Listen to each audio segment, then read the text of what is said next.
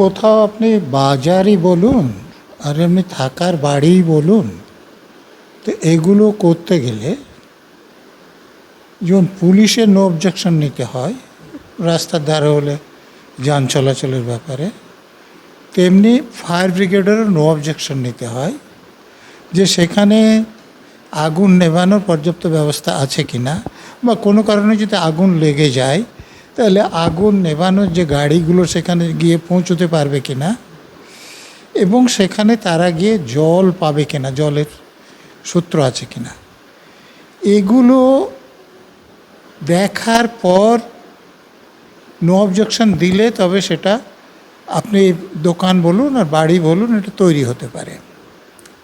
তো কিছুদিন আগেই আপনারা এই বড়বাজারের এখানে আপনারা হোটেলের আগুন দেখলেন এবং কতজন মারা গিয়েছে সেটাও দেখলেন। তো ধরুন ওখানে ফায়ার ব্রিগেড আপনারা আলোচনা করেননি যে ফায়ার ব্রিগেড ওখানে নো অবজেকশন দিয়েছিল না দেয়নি। আচ্ছা, যদি না দেয় তাহলে কর্পোরেশন ওদের অনুমোদনটা কী করে দিল? তারা যে ব্যবসাটা চালালো ট্রেড লাইসেন্স ছিল কি না? আপনারা ওই যখন কোনো ঘটনা ঘটে, এই যে আমার কাছে যেমন এসছেন এরকম কিছু যান আলোচনা করেন, ভিতরে ঢুকতে হবে। ধরুন আমাকে যখন ফায়ার ব্রিগেডের নো অবজেকশন দিতে হবে, কোনো অফিসার যদি দিয়ে থাকে তো তাহলে তাকে তো জিজ্ঞেস করতে হবে যে আপনি কি দেখে দিয়েছিলেন।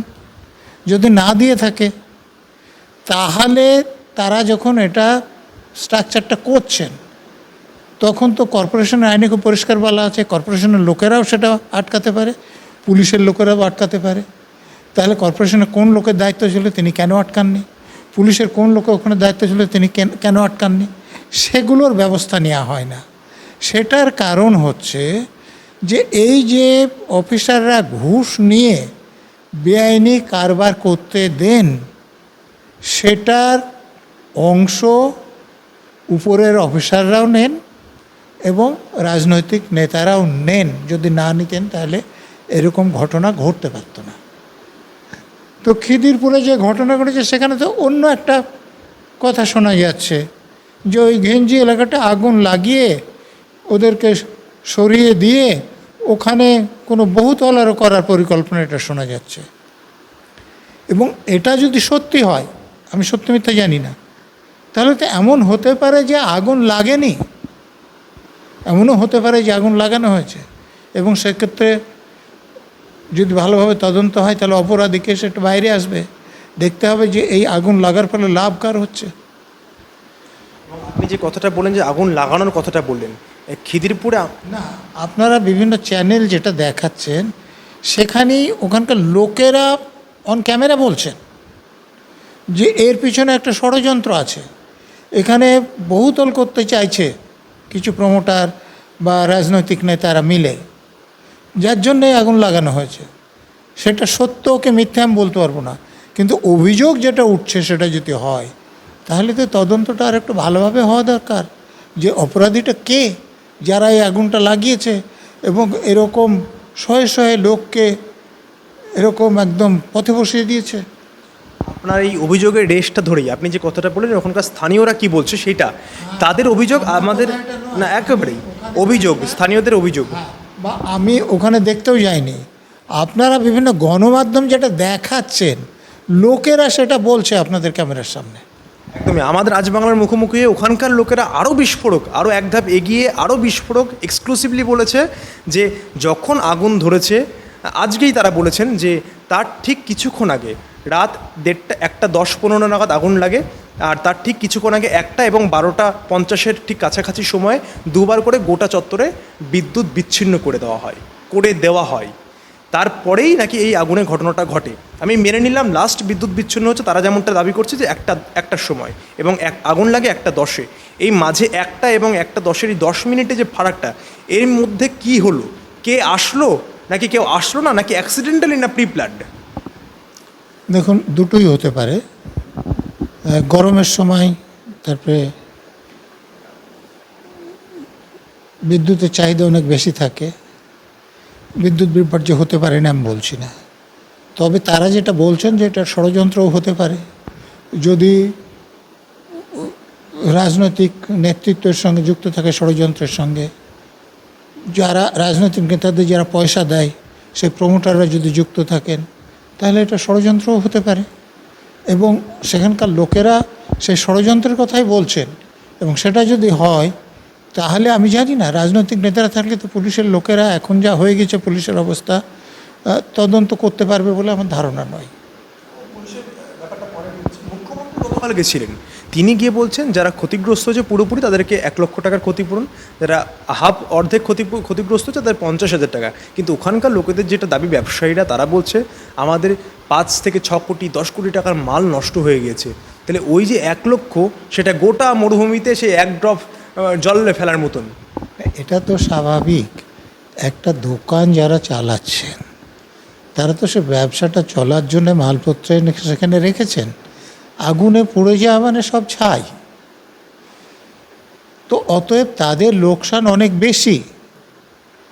যদি কারো ইন্স্যুরেন্স করা থাকে, যদি বৈধ দোকান হয় তবেই ইন্স্যুরেন্স হবে, অবৈধ দোকানে ইন্স্যুরেন্সও কোম্পানিগুলো করে না, তাহলে তারা হয়তো ইন্স্যুরেন্স থেকে কিছু টাকা পেতে পারে। তো সেখানে এটা আমাদের রাজ্যের মুখ্যমন্ত্রী একটা ধারণা, যে কোনো ঘটনা হোক কিছু টাকা দিয়ে মুখ বন্ধ করা, আমার ধারণা তিনি সেটাই করতে চেয়েছেন। আপনি ক্ষতিপূরণটাকে মুখ বন্ধ হিসেবে দেখছেন? হ্যাঁ, যে মুখ্যমন্ত্রী এসছেন, টাকা দিচ্ছেন, অতএব আপনারা যেন কোনো কথা না বলেন, আর কেউ কথা বললে তার বিরুদ্ধে এমন ব্যবস্থা নেওয়া হবে যে তিনি আর সাহস করবেন না। আমরা কালকে দেখলাম উনি যখন বলছেন, তার পাশে দাঁড়িয়েছিলেন কলকাতার নগরপাল।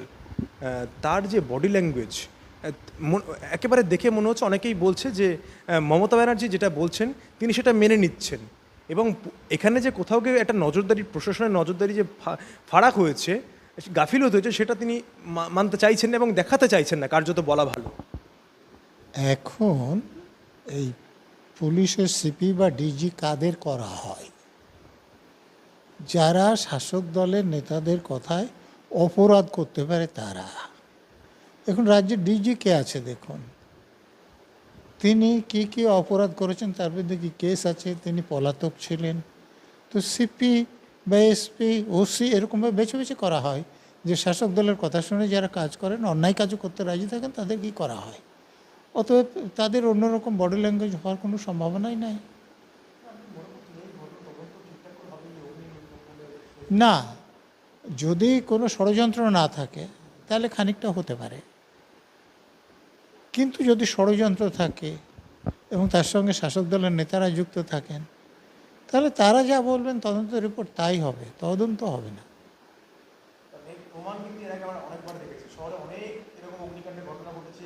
শহরের গ্রামে বলে নয়, যে কোনো জায়গায়। এই যে পার্ক স্ট্রিটের রেপের ঘটনা হয়েছিল, মুখ্যমন্ত্রী বলে দিলেন সাজানো ঘটনা, তারপরে পুলিশ কমিশনার বা প্রেস কনফারেন্সকে বলে দিলেন সাজানো ঘটনা। অর্থাৎ মুখ্যমন্ত্রী যা বলবেন তার বাইরে গিয়ে কাজ করবেন, এরকম পুলিশ অফিসারের সঙ্গে কম আছে।